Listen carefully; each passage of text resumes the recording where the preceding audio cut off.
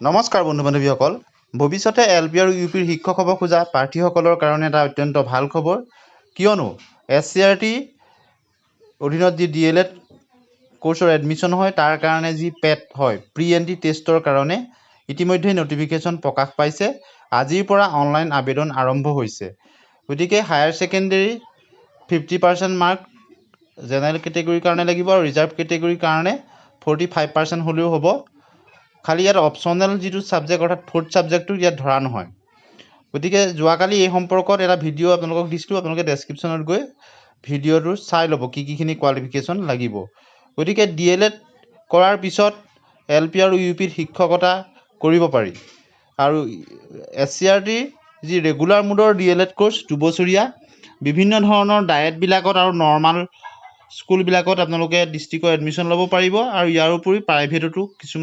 কিছু জিলাত এডমিশ্যন ল'ব পাৰিব যাৰ কাৰণে এই পিইটি টেষ্টটো একেলগে হয় গতিকে এই যিটো ডিএলএড কোৰ্চ 2 বছৰীয়া ডিএলএড কোৰ্চটোত এডমিশ্যন লোৱাৰ পিছতেই প্ৰাৰ্থীসকলৰ কাৰণে এটা খুব ভাল খবৰ যে তেওঁলোকে চিটেটত অৱতীৰ্ণ হ'ব পাৰে এডমিশ্যন লোৱাৰ প্ৰথম ছেমিষ্টাৰৰ পাছতেই প্ৰথম বৰ্ষৰ হোৱাৰ পিছতেই আপোনালোকে চিটেট দিব পাৰিব এলপি আৰু ইউপিৰ কাৰণে অৰ্থাৎ ডিএলএড কোৰ্চটো সম্পূৰ্ণ হোৱালৈকে আপোনালোকে 3-4 বাৰ অন্ততঃ চিটেট দি নিজৰ নম্বৰ বৃদ্ধি কৰিব পাৰিব আৰু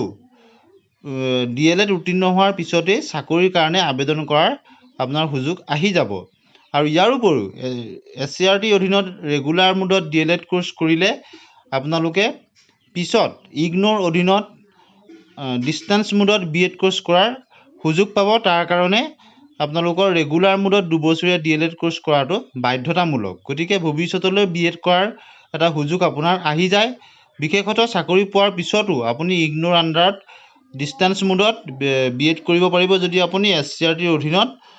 2 বছৰীয়া ডিএলএড কোৰ্চত এডমিশ্যন লয় বা উত্তীৰ্ণ হয় গতিকে খুব এটা ভাল খবৰ